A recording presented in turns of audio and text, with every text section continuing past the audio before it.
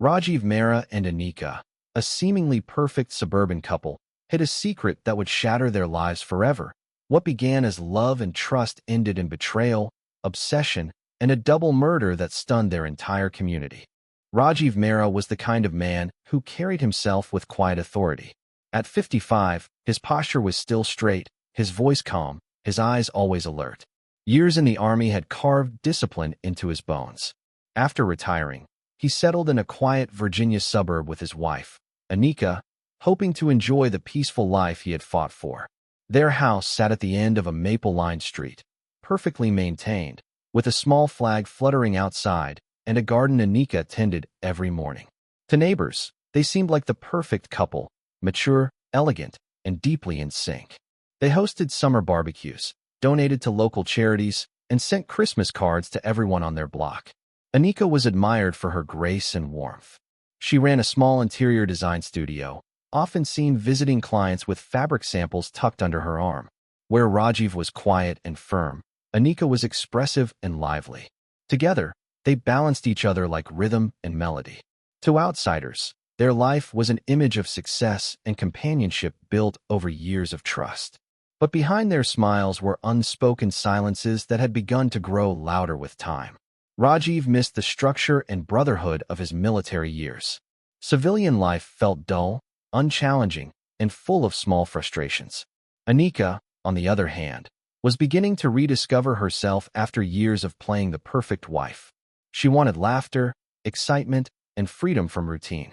They still shared breakfast every morning, still waved at neighbors while walking their dog, and still posted smiling photos online. Yet, the warmth that once filled their home had cooled to something polite and distant. Neither of them could see it clearly then, but their perfect picture was already beginning to crack. As months passed, the quiet distance between Rajiv and Anika became an invisible wall. It wasn't built overnight. It grew slowly, piece by piece, from years of unspoken resentment and unmet expectations. Rajiv spent most of his days following a strict routine. He woke early, exercised, and read newspapers with the same precision he once used to plan military operations. Anika, meanwhile, filled her days with clients, colors, and conversations. The two shared the same house, but lived in separate worlds. At dinner, silence often replaced conversation. Rajiv spoke about bills and repairs, while Anika nodded absently, her mind already drifting elsewhere. She found comfort in work, while he sought control through order. Their friends noticed subtle changes, how they no longer attended gatherings together, how Anika often said she was too busy, and how Rajiv began showing up alone at neighborhood events. But in a society where appearances mattered, no one dared to ask questions. Rajiv told himself this was just a rough phase, that love was about endurance, not excitement. But late at night, when he walked past Anika's closed bedroom door, he felt something heavier than loneliness. It was loss, quiet, slow, and suffocating. Anika, too, felt the absence. The man who once made her feel safe now made her feel unseen. His predictability no longer comforted her, it confined her. They began to avoid each other's company without realizing it. He spent more time repairing things that weren't broken, and she found excuses to stay out longer. What once felt like a partnership now resembled two strangers performing the act of marriage out of habit. Neither spoke of it, but both knew something essential had gone missing, something that might never return. Anika met Rohan Patel on a mild spring afternoon when she was hired to redesign a modern townhouse recently purchased by one of his clients. He was there to manage the home's tech systems, smart lighting, security, and digital panels. Their first meeting was professional and brief, yet there was an ease in their interaction that neither could ignore. Rohan was 38, confident but approachable, with an easy smile that contrasted sharply with Rajiv's stern calmness. Over the next few weeks, their paths crossed repeatedly during the project. Each encounter grew a little warmer, a little more personal, as if life had quietly placed them in each other's way for a reason. Anika found herself laughing more around Rohan. He listened to her ideas without dismissing them, admired her creativity, and seemed genuinely interested in her stories. He often shared small details about his life in New Jersey before moving to Virginia, the loneliness of being new in town, the long hours spent working from home. Those shared vulnerabilities created a connection that felt innocent at first. Lunches after meetings became routine. Texts about work turned into casual messages about music, art, and movies. Rohan was everything Anika missed: spontaneous, curious, and expressive. With him, she didn't have to measure her words or worry about being judged. She began dressing differently, paying more attention to how she looked before meetings. Rajiv noticed the change but said nothing, believing perhaps that his wife was simply rediscovering herself. In truth, Anika's heart was quietly shifting. What began as companionship started to blur into emotional intimacy. She didn't mean for it to happen, and yet, every time she met Rohan, the loneliness she carried seemed to fade, replaced by a dangerous comfort she didn't want to question. Rajiv's instincts, sharpened by years of military service, began to stir long before he admitted it to himself. He had spent a lifetime reading the smallest cues: changes in tone, shifts in behavior, movements that didn't align with words. Now, those same instincts started whispering that something around him was off. Anika's laughter over the phone sounded softer, private. Her new habit of keeping her phone close, even in the kitchen, struck him as odd. She often stepped outside to take calls, claiming they were work-related. Rajiv said nothing, but his eyes noticed everything. He tried to dismiss the uneasy feeling as insecurity. After all, Anika was entitled to her independence. She had supported him through deployments, long absences, and emotional silences. He owed her trust. But discipline and doubt are uneasy companions, and Rajiv's mind began quietly cataloging her small inconsistencies.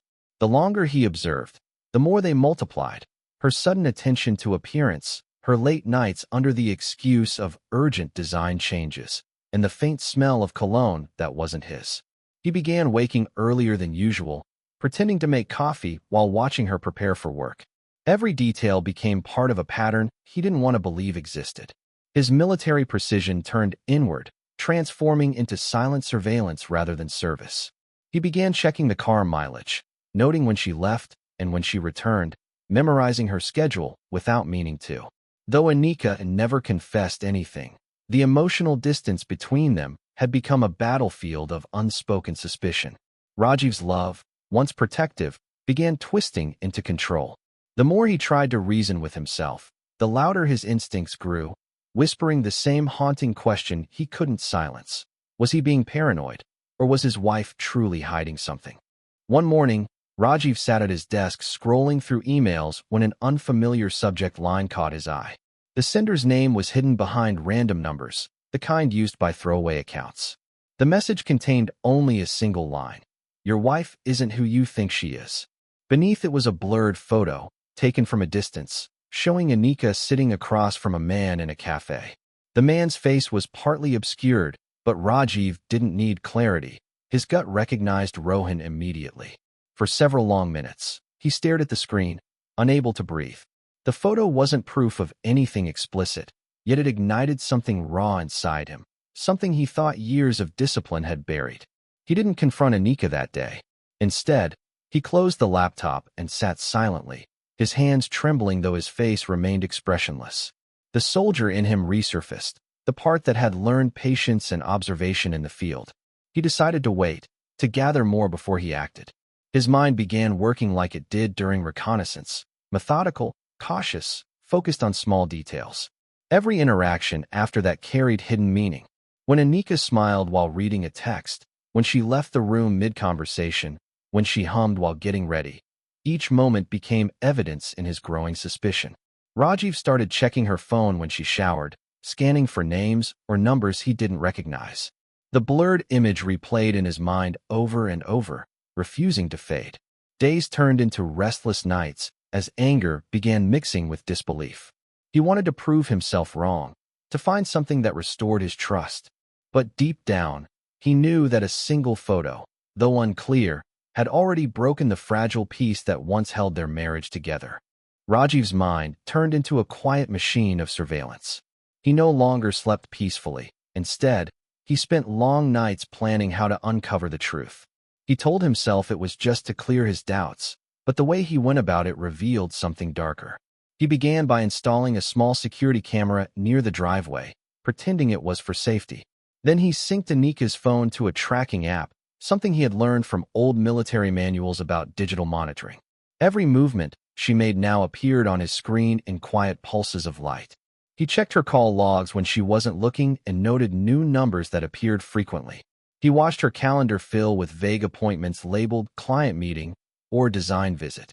The more he watched, the more his thoughts spiraled. He began sitting alone in the dark living room after she went to bed, replaying the day's small details, her tone, her glances, the way she avoided his eyes when he asked simple questions. Anika, unaware of his growing obsession, continued her routine. She smiled more, dressed better, and hummed songs while getting ready.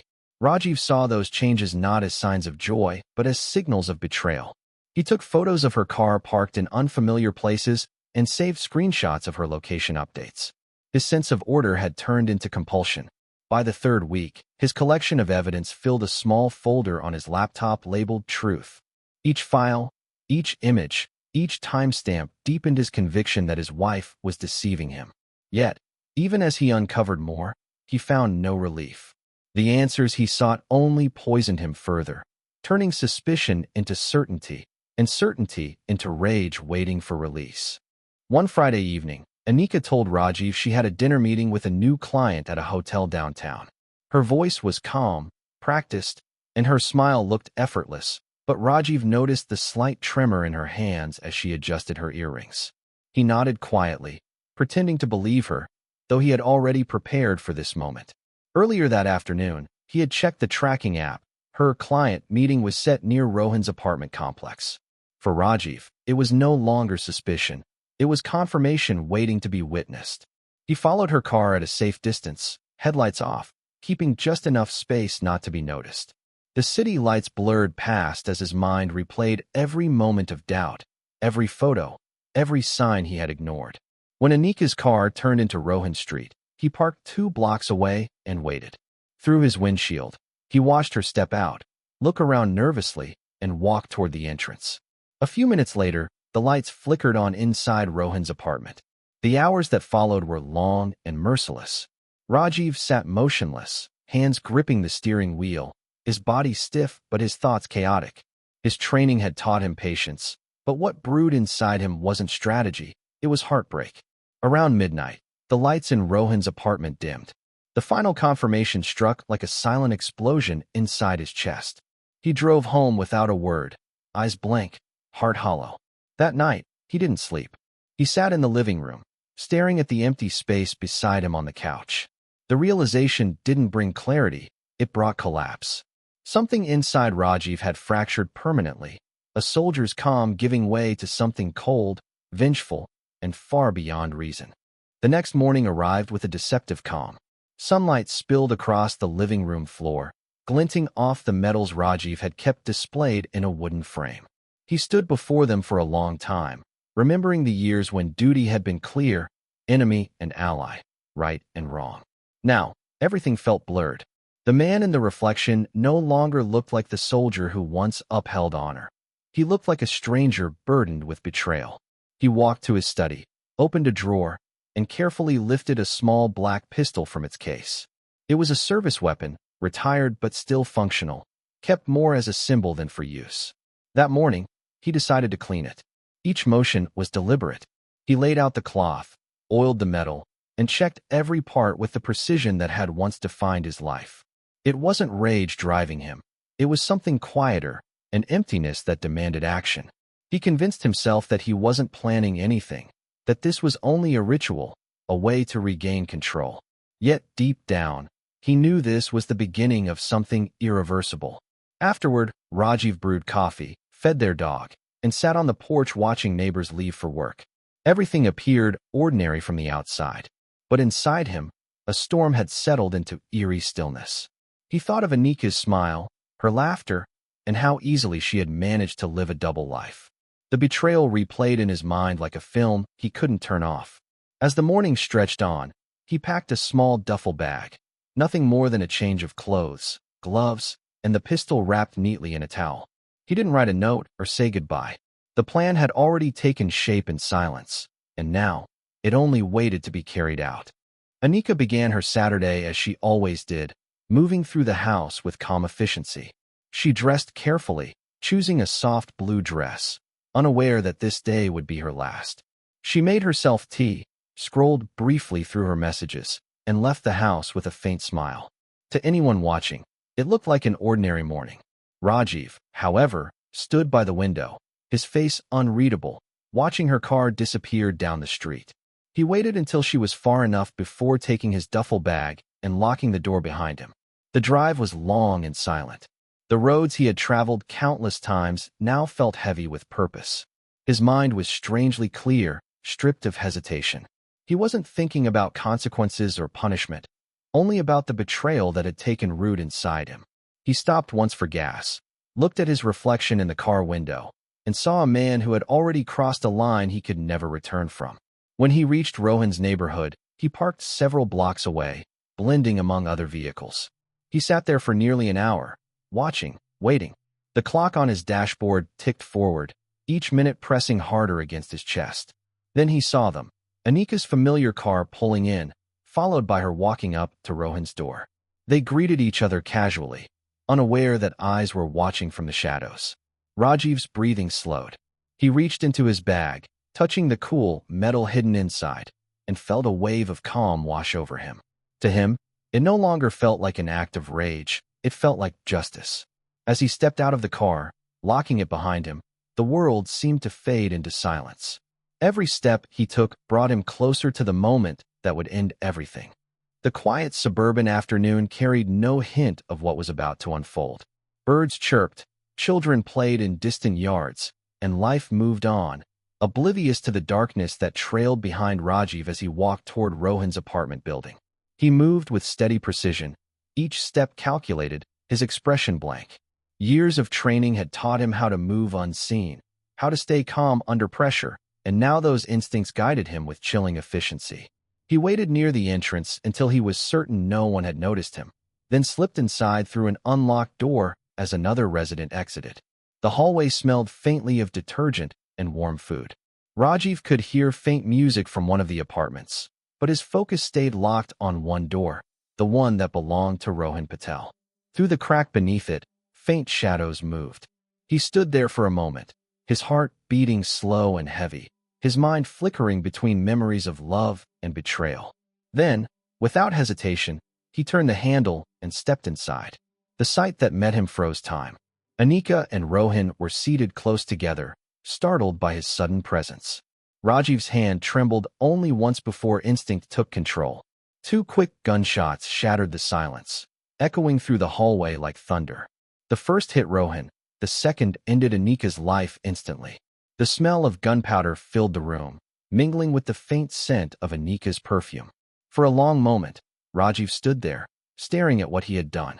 The anger that had driven him was gone, replaced by an overwhelming emptiness. He looked around one last time, then turned, closing the door behind him.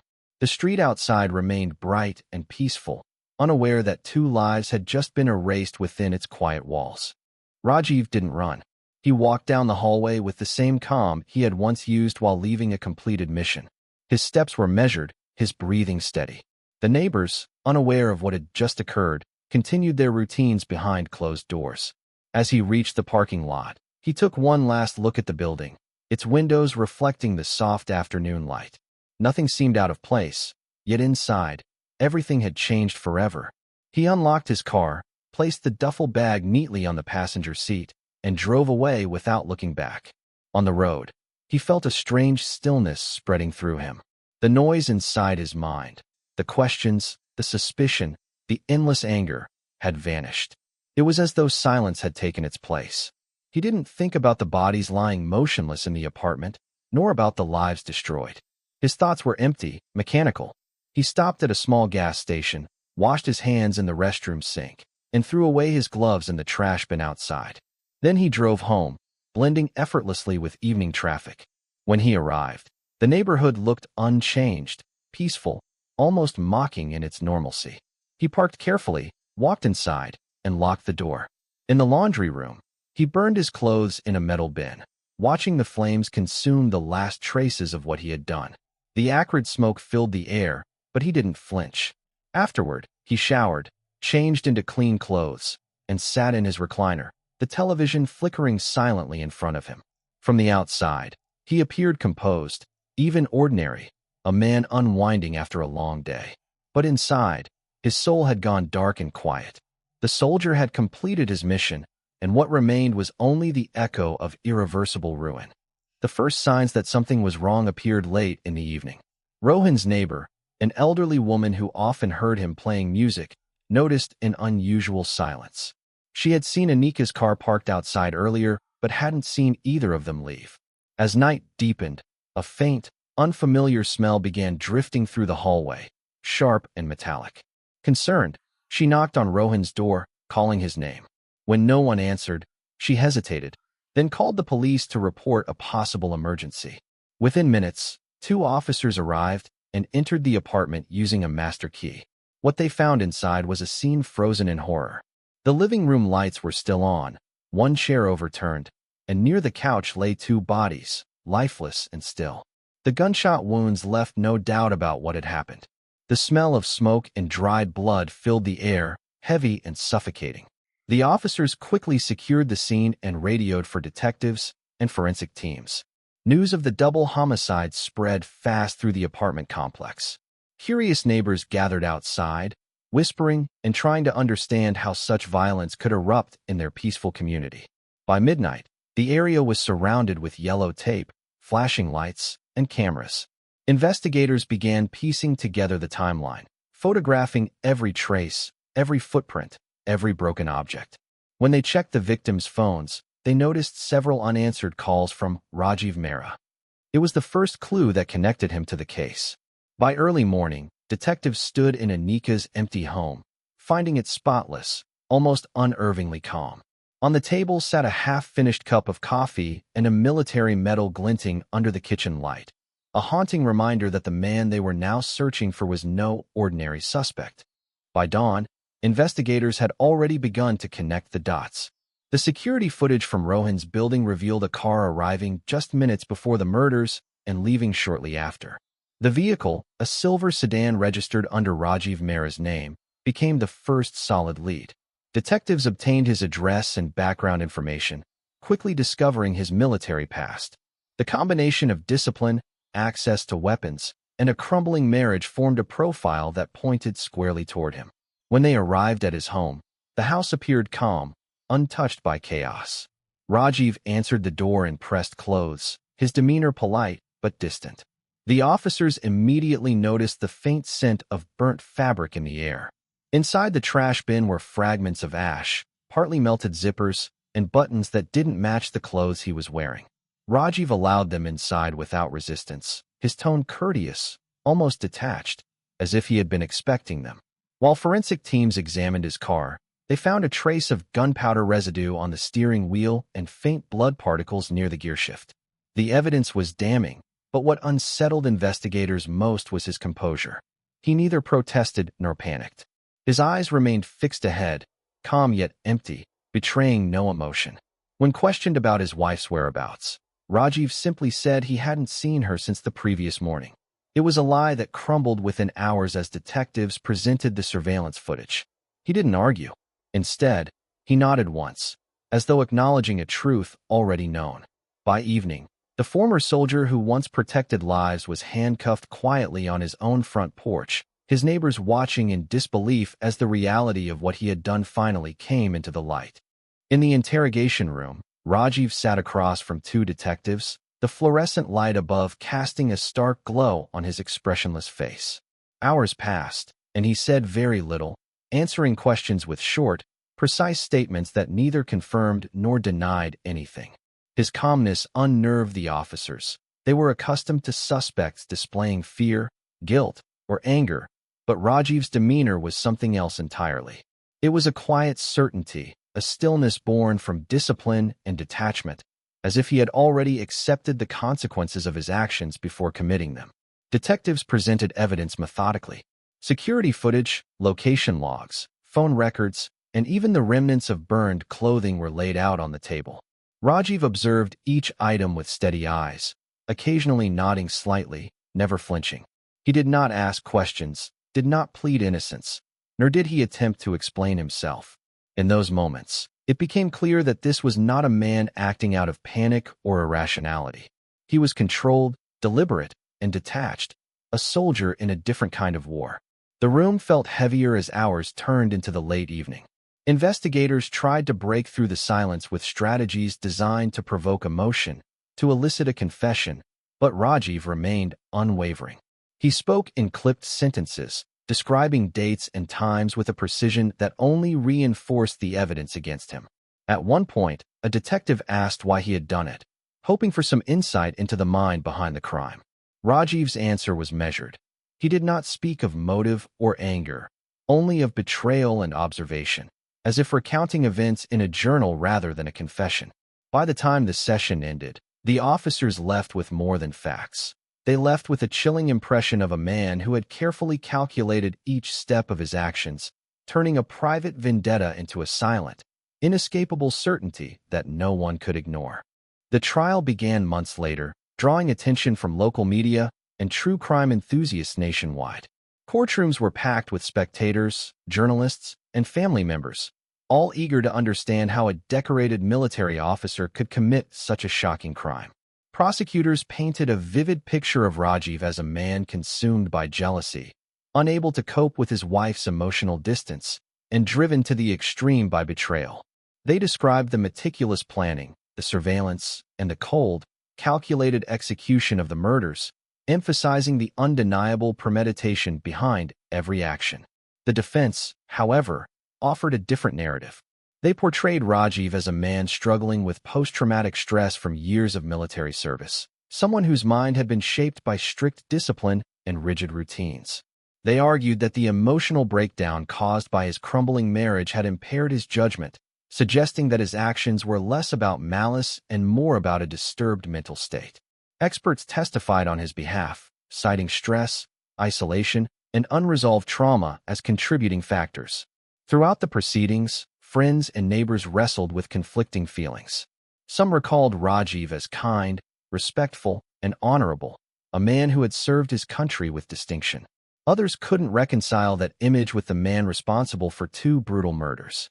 Anika's family attended every day, silent and grieving, their sorrow visible in every movement, while Rohan's friends struggled to understand how a familiar face could turn into a killer. The courtroom itself became a stage for human emotion. Disbelief, anger, sympathy, and horror intermingled as evidence, testimony, and photographs were presented. Every day, new details emerged, keeping everyone on edge and forcing them to confront a single, uncomfortable truth, that beneath the veneer of normalcy, a carefully controlled life had erupted into unimaginable violence, leaving death.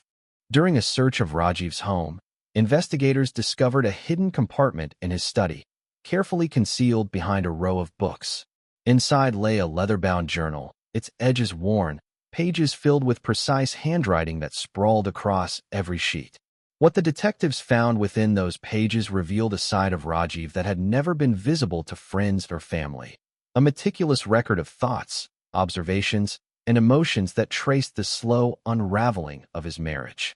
The journal began innocuously enough, with notes about schedules, small disagreements, and minor annoyances. But as pages turned, the tone shifted. Rajiv wrote about Anika's changing habits, the unexplained absences, and the moments that seemed to hint at another presence in her life. He detailed her phone calls, her meetings, and the new friend who had entered their lives. Each entry grew darker, revealing the obsessive monitoring, the sleepless nights, and the tension that had taken root inside him.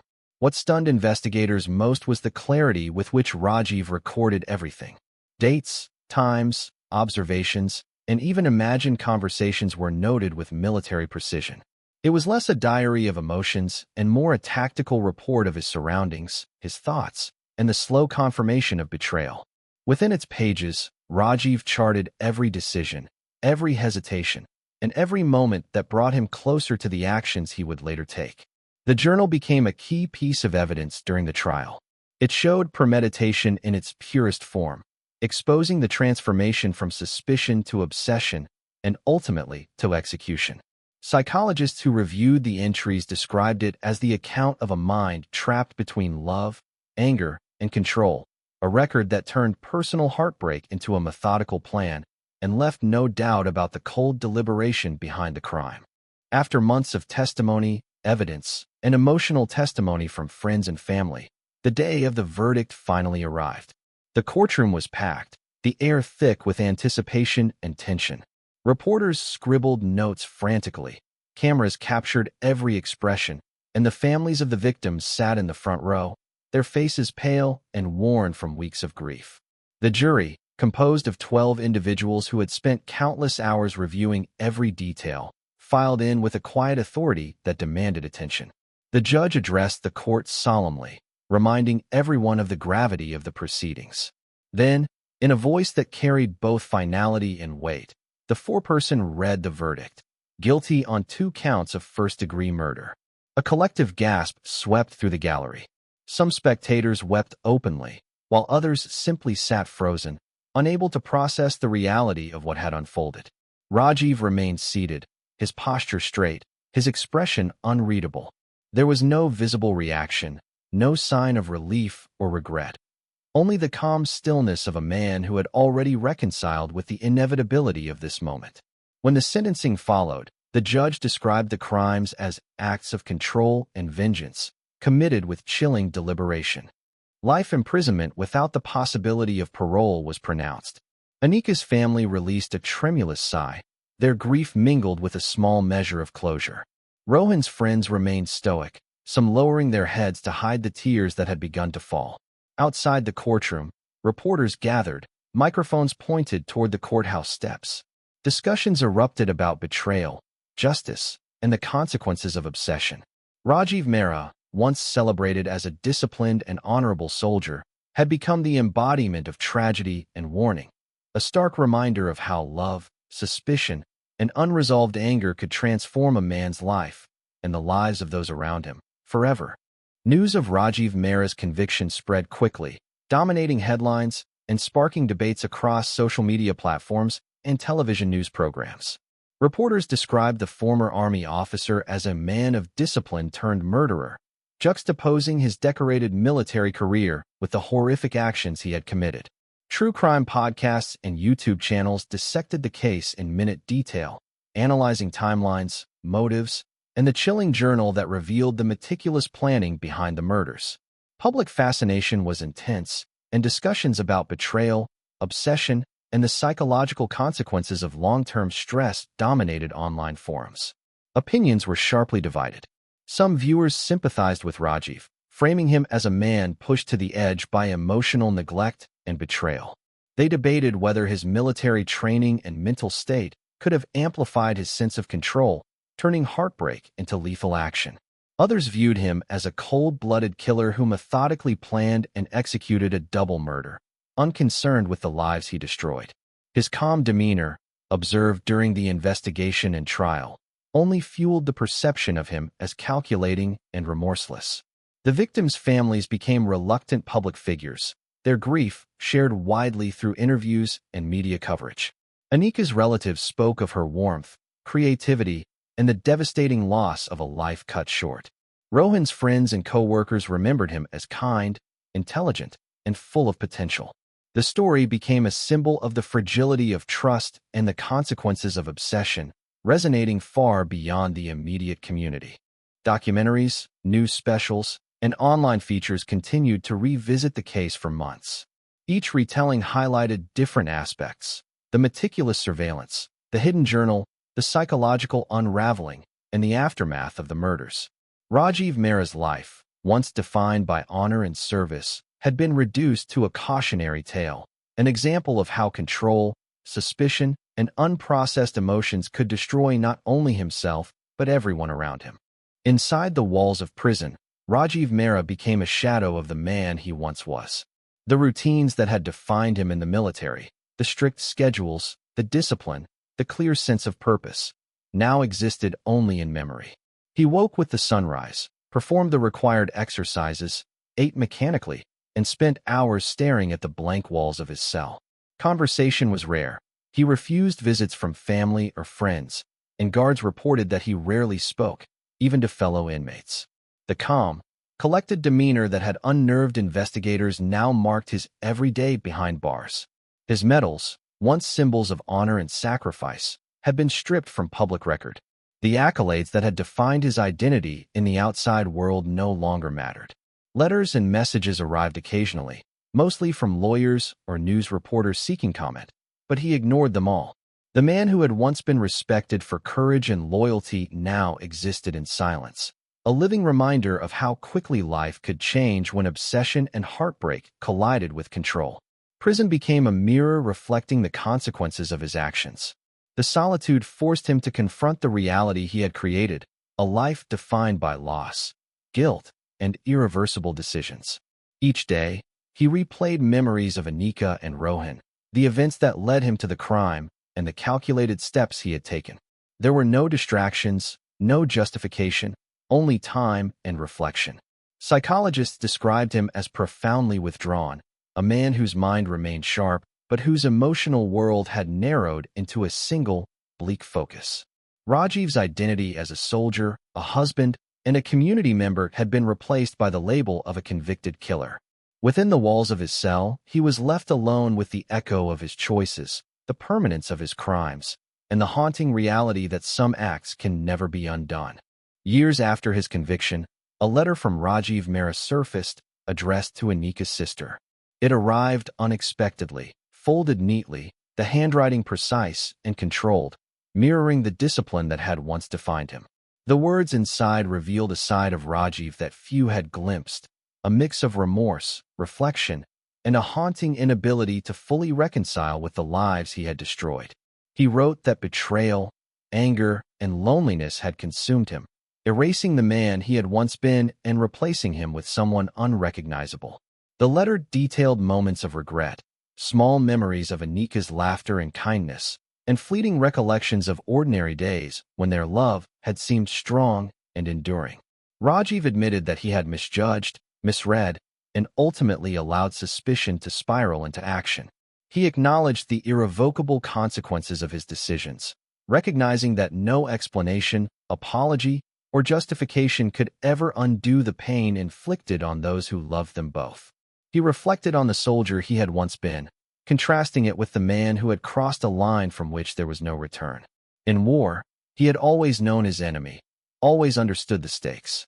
At home, the enemy had been invisible, intangible, and deeply personal, and in trying to confront it, he had become the very thing he feared, destructive and irreversible.